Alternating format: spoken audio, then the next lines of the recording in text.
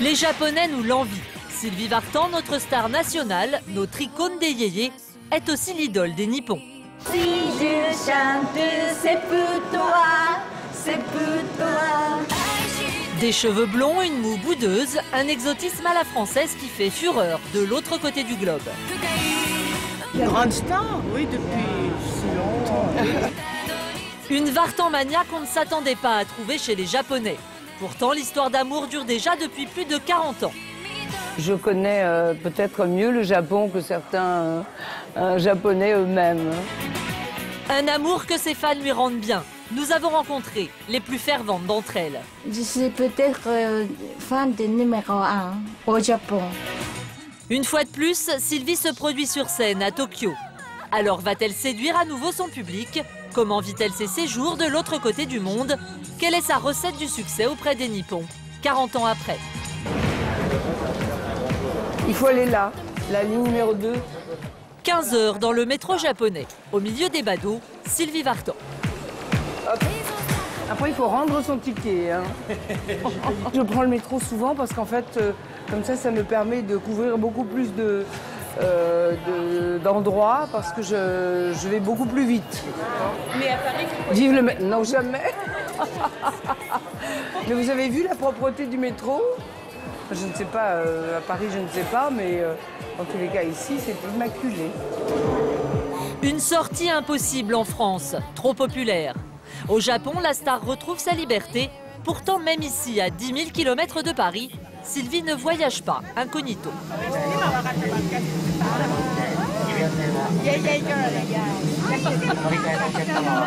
mais on a tous vu, on connaît très très bien. Très bien, elle était bien connue au Japon. Grande star, oui, depuis si longtemps. Car au pays du soleil levant, Sylvie est une star depuis les années 60. Chez les disquaires, ses CD remplissent des étagères entières.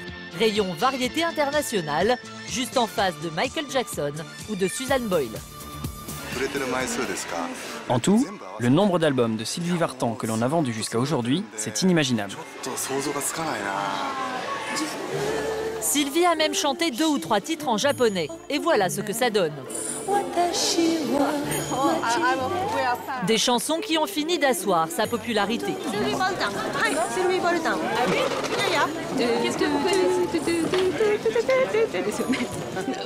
Elle est sexy, jolie, je veux dire. Ses chansons, tout ça, c'est incroyable. Fans mais japonais avant tout, les Nippons restent respectueux devant leurs idoles. Bien loin de l'hystérie française qui oblige parfois Sylvie à ruser pour quitter ses concerts en toute discrétion. J'ai utilisé toutes sortes d'astuces pour sortir. Je suis sortie dans une malle en osier qui servait aux habits des danseurs et des musiciens. Vous voyez, par les petits trous du tressage, je voyais des gens qui disaient « Mais elle est peut-être dans la malle, elle est peut-être dans la malle !» Le Japon, c'est le premier pays étranger où Sylvie a chanté. Elle n'a alors que 20 ans, mais une première, on s'en rappelle toute sa vie.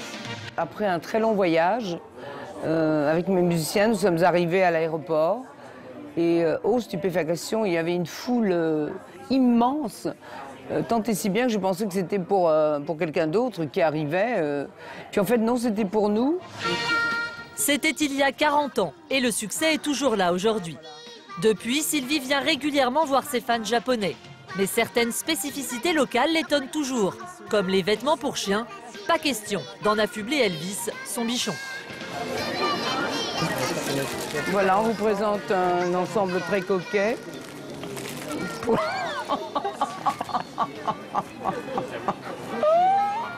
N'importe quoi. Je le déguise pas, mon chien. Il n'apprécierait pas. Ici, Sylvie connaît tous les usages. Quelques bouffées de fumée censées attirer la protection divine signeront la fin des emplettes. Car revers du succès, Sylvie doit répondre à ses obligations. Une horde de journalistes l'attend dans sa chambre d'hôtel. Et Sylvie, c'est à peu près tout ce qu'ils connaissent de la France. Qu'est-ce que vous connaissez de la France à part Sylvie Vartan? Daft Punk. Daft Punk. Daft Punk.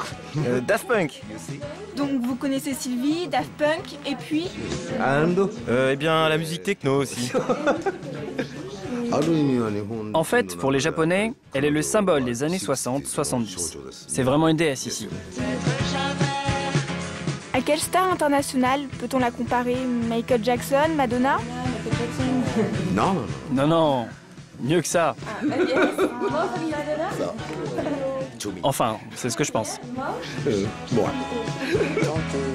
Des interviews interminables, car chaque phrase doit être minutieusement traduite. Et puis ce qui m'impressionne aussi beaucoup, c'est que les gens, sans connaître les paroles, au milieu des chansons, applaudissent. Mais toujours au même moment. Et je n'ai jamais compris pourquoi. Alors, on pourrait peut-être m'éclairer. Mais Sylvie apprécie. Les journalistes japonais sont beaucoup moins curieux que leurs homologues français. Ben, ils sont extrêmement courtois, très polis. Ils ont un temps délimité, ils s'y tiennent, enfin, ils sont très respectueux. Pas de vie privée. Vie publique. Mais Sylvie ne baisse pas la garde pour autant.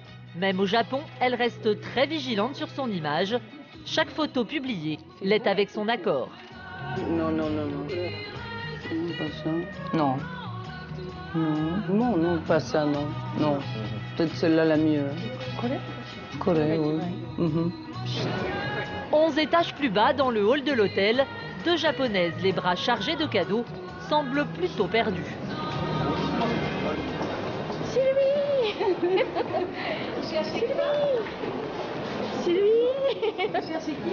Sylvie Vartan.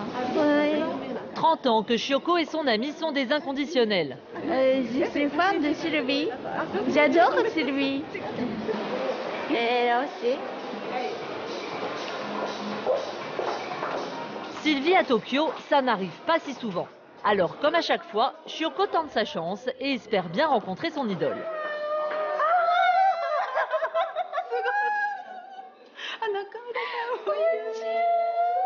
Hello.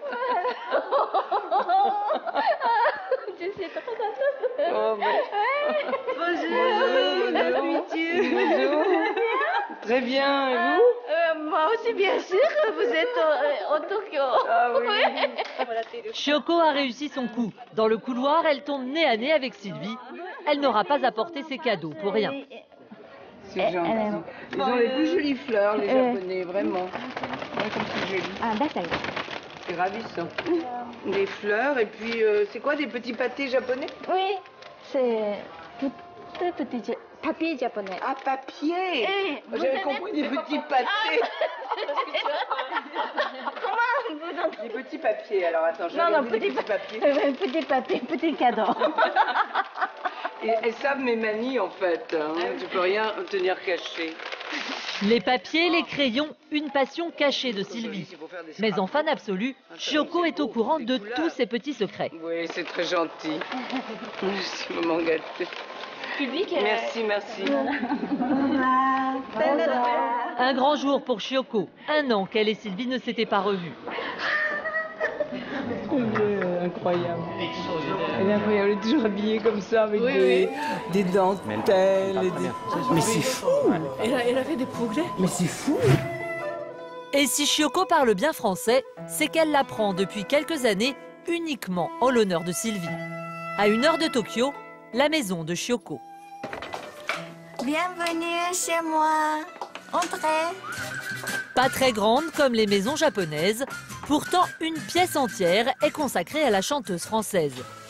Voilà la pièce de Sylvie Vartan.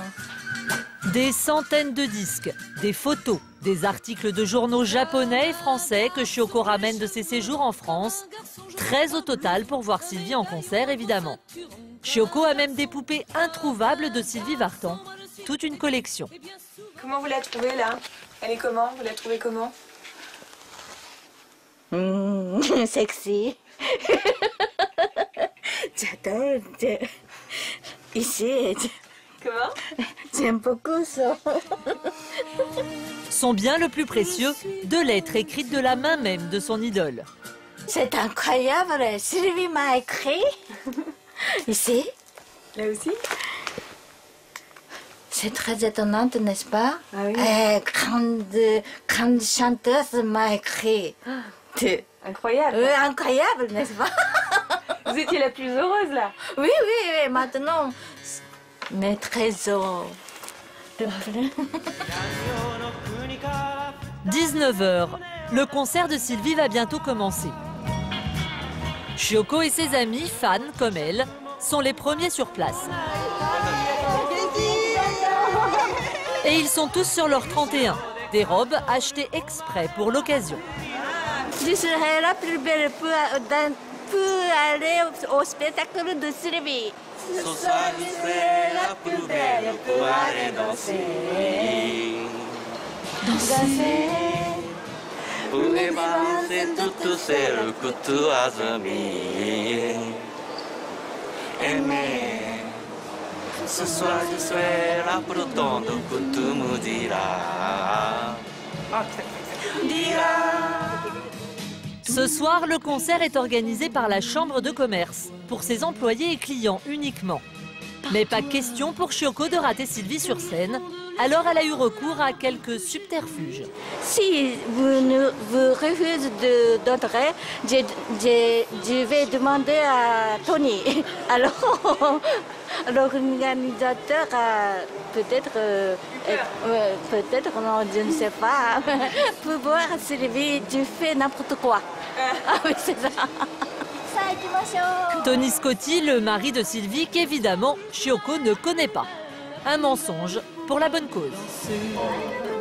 Au dernier étage, Sylvie est prête elle aussi pour se produire devant ses fans japonaises. À ses côtés, son mari, le fameux Tony, l'alibi de Chioko. C'est l'attente qui m'angoisse un peu. Une fois que je suis rentrée sur scène, ça va. Donc, voilà, ça se passera bien, je pense. Dernière répétition de Sylvie qui chante ce soir un refrain en japonais. Chic, oui. Ouh. Belle et chic. Ah oui, jolie et chic. Les paroles en tête, Sylvie doit maintenant monter sur scène. Next to Paris, I would say that Tokyo is la plus belle ville pour aller chanter. Sylvie attaque par sa chanson mythique. C'est elle qui l'a rendue célèbre au Japon.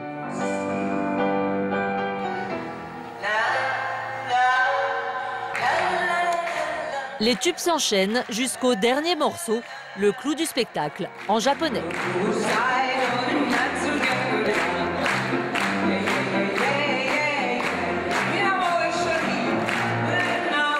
Sylvie se souvient des paroles, il faut dire que ce n'est pas une première. Elle a déjà chanté ce refrain dans une pub japonaise, très populaire, pour des chaussettes. 1 heure de concert plus tard, Sylvie salue ses fans.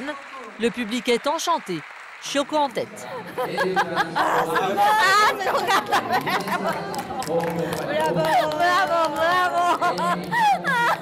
Alors, c'était comment? Sylvie est très belle et elle chantait la chanson en japonais. Yeah, yeah, yeah. Purusaido ni natsu ga kuria. Yeah, yeah, yeah, yeah, yeah, yeah. C'est bien. Comme ça. Une provision de souvenirs qui l'aidera à patienter jusqu'à la prochaine tournée française de Sylvie en 2011. Et Chioko ne raterait ça pour rien au monde.